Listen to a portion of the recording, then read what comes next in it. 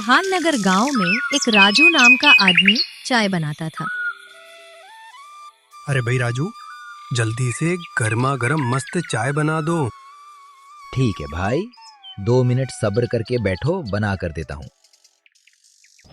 अचानक से एक जोर का तूफान आया और राजू की केतली, ग्लास, चाय, सभी बर्तन सब इधर उधर बिखर गया। वो मायूस होकर वापस घर चला आया। क्या जी, क्या हुआ? आप इतना परेशान क्यों लग रहे हो? क्या करूँ राधिका, मेरी किस्मत ही खराब है।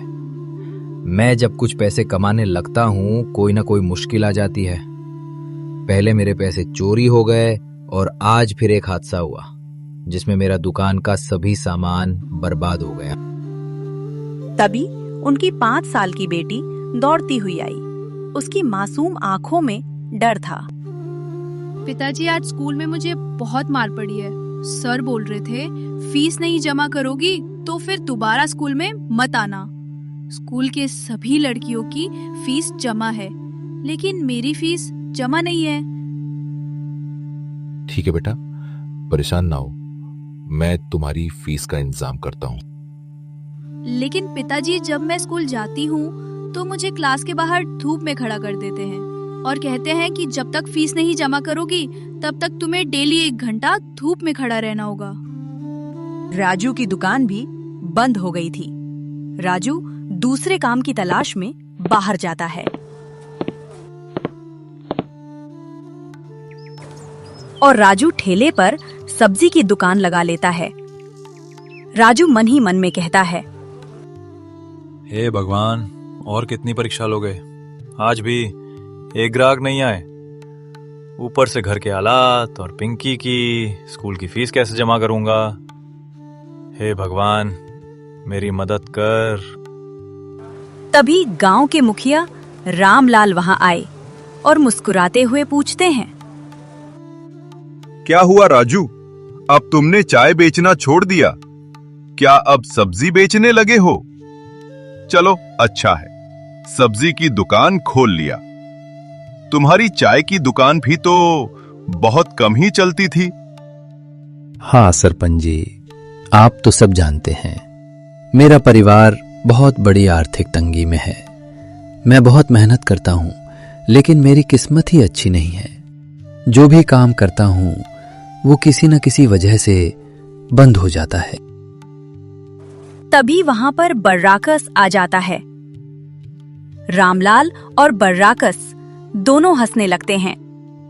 मुखिया जी, मैं तो कहता हूँ इस राजू को गांव से निकाल देना चाहिए। इसकी बुरी किस्मत पूरे गांव में फैल रही है। कहते हैं कुछ लोग ऐसे होते हैं जिन पर बुरी किस्मत का साया होता है और इसकी वजह से पूरे गांव वालों के ऊपर भी असर होता है। चल इसे छोड़, हम यहाँ से चलते हैं, कहीं और चाय पियेंगे। इस तारा मत बोला कर, इसीलिए तुझे गांव वाले बनराकस कहते हैं। दोनों राजू की बुरी हालत पर हंसे और चले गए। राजू वहीं खड़ा रहा, आंखें आसमान की ओर उठाए। हे भगवान, मेरी मदद कर। मेरा तेर सिवा इस दुनिया में कोई नहीं। सब मेरी गरीबी का मजाक उड़ा रहे हैं। शाम को राजू थका हारा घर पहुंचा। उसका चेहरा उदास था। उसकी पत्नी पूछती है, अरे क्या हुआ राजू, आज तुम्हारा चेहरा इतना उदास क्यों है? राधिका, अब तो सारे गांव वाले भी मेरी बुरी किस्मत का मजाक उड़ाते हैं। आज तो दुकान पर एक भी ग्राहक नहीं आए और ऊपर से मुखिया और बनराकस, वो दोनों मेरी किस्मत पर हंसते हुए चले गए। मैं तुम्हारे खाने के लिए भी कुछ नहीं ला सका और पिंकी की फीस के पैसे भी नहीं ला सका। राधिका की भी आंखों से आंसू बहने लगे। सुबह जब तुम दुकान पर जा रहे थे तब मैं भी तुम्हें बोल रही थी, इसमें गलती मेरी भी है। मैं भी तुम्हारे दुख को पूरी तरह समझ नहीं पाई। भगवान सब ठीक करेगा। पापा, आपको मास्टर जी ने कल स्कूल में बुलाया है उन्होंने कहा है अपने पिता को साथ में लेकर आना। ठीक है बेटा, कल मैं तुम्हारे साथ स्कूल चलूंगा।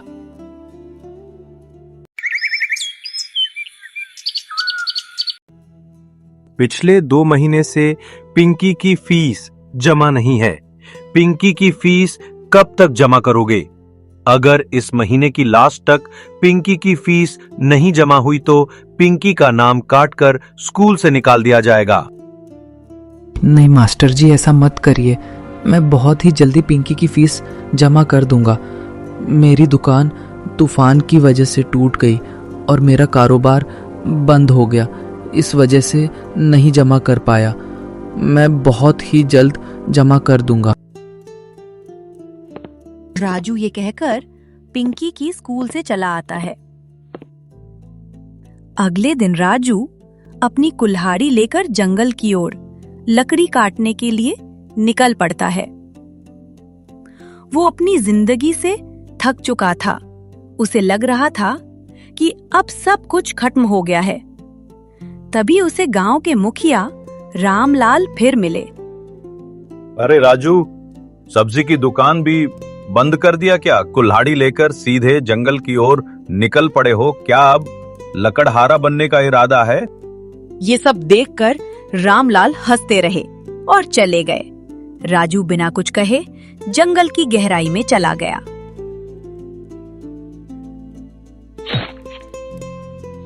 वो एक मोटी लकड़ी काटने लगा।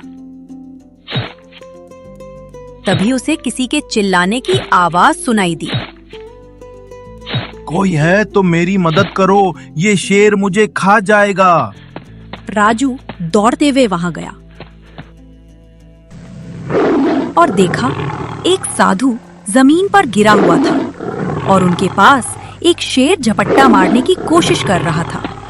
राजू जैसे ही कुल्हाड़ी लेकर आया, वैसे ही शेर कुल्हाड़ी देखकर दुम दबाकर भाग गया। साधु बाबा, आप ठीक तो हैं? आपको शेर ने कोई नुकसान तो नहीं पहुंचाया? बेटा, शेर से बचकर भागते भागते मेरी छड़ी तालाब के पास गिर गई है। वो छड़ी मुझे लाकर दे दो। मैं वहां नहीं जा सकता। जमीन पर गिरने की वजह से मेरे पैर में मोच आ गई है।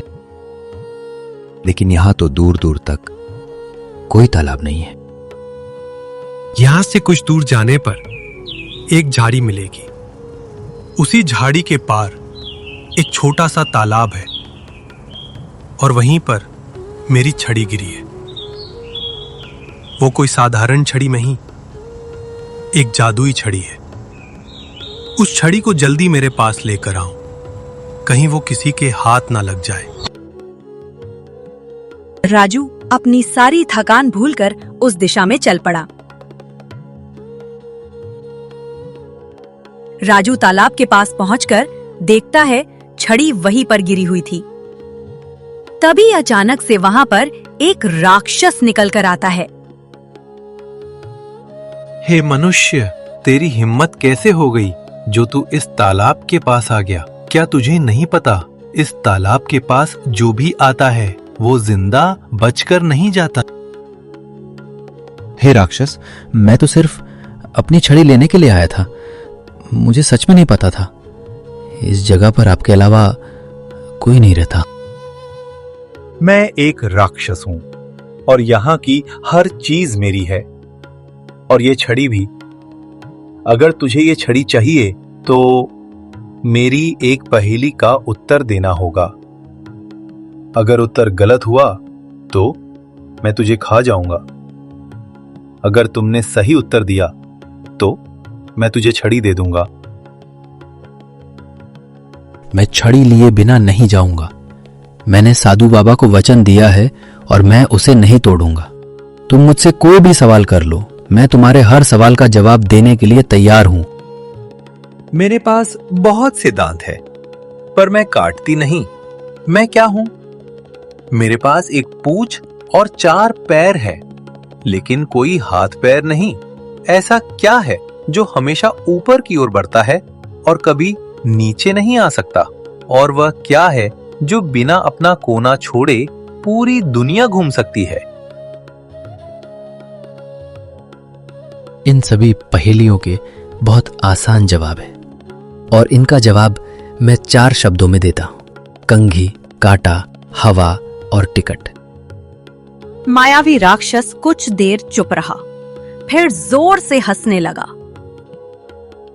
आज तक कोई भी मनुष्य मेरी पहेली का जवाब ना दे सका। तू पहला इंसान है जिसने मेरी पहेली का सही उत्तर दिया है। अब तुम वो छड़ी ले सकते हो और लेकर चले जाओ। अब यहां दोबारा मत आना है। राजू छड़ी लेकर साधु के पास चलाया। बेटा, क्या सच में तुम इसी तालाब के पास से छड़ी लेकर आए आ रहे हो? मैं जानता था कि वहां एक राक्षस रहता है। तुम पहले मनुष्य हो जिसने उसकी पहेली का सही उत्तर दिया है। तुमने मेरी मदद की, इसलिए मैं तुम्हें एक भेंट देना चाहता हूं। पहले तुम ये बताओ, तुम कारोबार क्या करते हो? साधु बाबा, मैं चाय बेचता हूँ, लेकिन एक दिन अचानक से एक तूफान आया और मेरी दुकान का सब सामान इधर उधर छटक गया, जिसकी वजह से मेरी दुकान बंद हो गई और मैं इधर उधर काम की तलाश में भटकता रहा। साधु बाबा ने आंखें बंद की और कुछ मंत्र पढ़े। तभी वहां एक चाय से भरी केतली सामने प्रकट हुई। बेटा, ये एक जादुई केतली है। इसे अपने घर ले जाओ और जब तक तुम अपनी ईमानदारी से काम करते रहोगे, इस केतली में चाय खत्म नहीं होगी और तुम्हारा काम चलता रहेगा। और हाँ, ये भी याद रखना, इस केतली को किसी को भी मत देना और इस केतली का इस्तेमाल 8 बजने के बाद मत करना। यह कहकर साधु बाबा चले गए।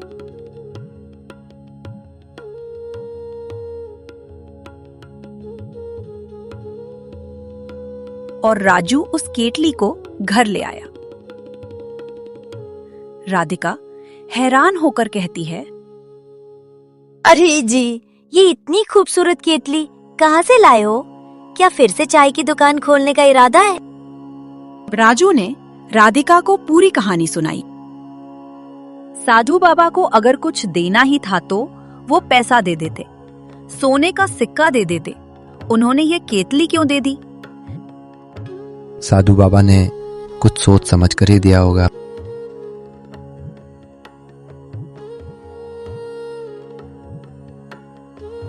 अगले दिन राजू चाय की दुकान खोलकर बैठ गया। लोग चाय पीकर हैरान रह गए। चाय का स्वाद इतना अच्छा कि लोग तारीफ करने से न चूकते।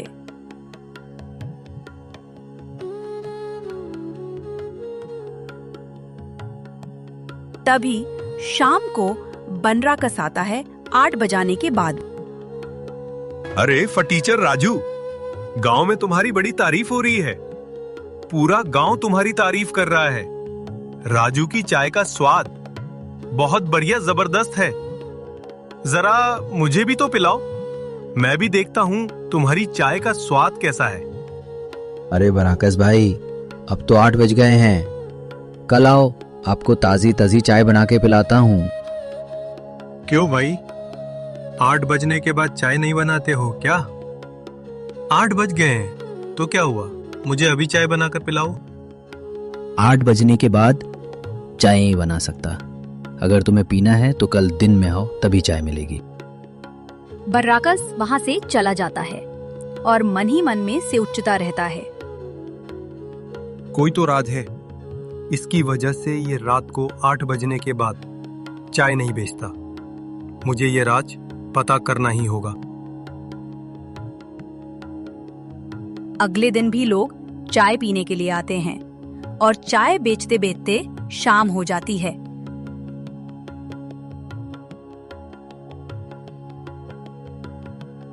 तभी एक आदमी आकर कहता है, अरे भाई राजू, एक चाय बना के दो। भाई रात के 8 बज गए हैं, अब मैं चाय नहीं बना सकता। मैं अपनी दुकान बंद करके जा रहा हूं घर। क्यों राजू, चाय क्यों नहीं बना सकता? 8 बजने के बाद चाय की डबल कीमत ले लेना, लेकिन चाय बना दो। भाई मैं चाय नहीं बना सकता, आप मुझे डबल कीमत दो या मुझे टीबल कीमत दो, फिर भी मैं चाय नहीं बन सकता। राजू घर चला आता है।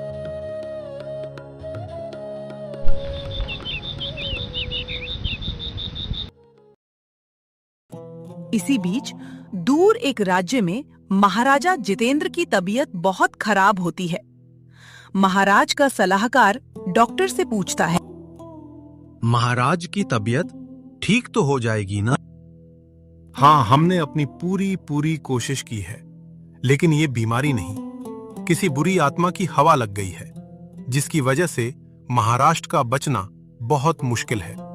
इसका एक ही उपाय है, इन्हें किसी जादुई शक्ति का उपयोग करना होगा, जैसे कि इनको किसी जादुई जल, जादुई भोजन या कोई और जादुई चीज खानी होगी। तभी एक सिपाही कहता है, हाँ सलाहकार जी, मेरे गांव में एक राजू नाम का आदमी रहता है। वो चाय बनाता है और उसकी चाय ऐसी होती है जैसे आप चाय नहीं अमृत पी रहे हो, जैसे उसकी जादुई चाय हो। लोग गांव में उसको जादुई चाय वाला कहते हैं, लेकिन वो पता नहीं क्यों 8 बजने के बाद चाय नहीं बनता। ठीक है, उसको कल दिन में बुला कर लाओ।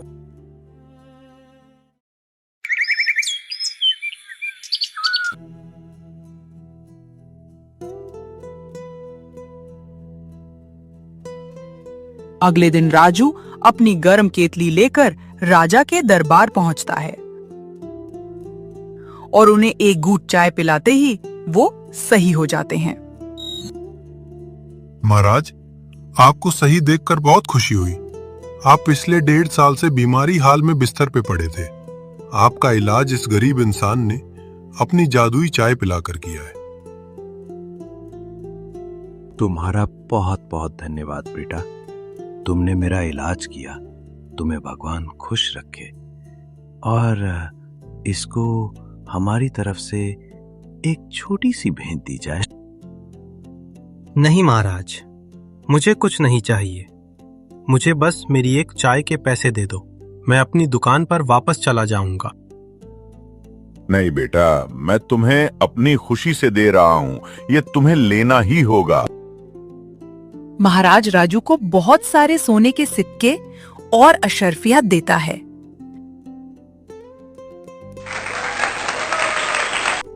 और इस तरह राजू खुशी खुशी अपने घर चला आता है। इसीलिए कहते हैं बच्चों, हमेशा ईमानदारी से काम करना चाहिए। अब मिलते हैं अगले वीडियो में, और उससे पहले आप हमारे चैनल को सब्सक्राइब कर लीजिए।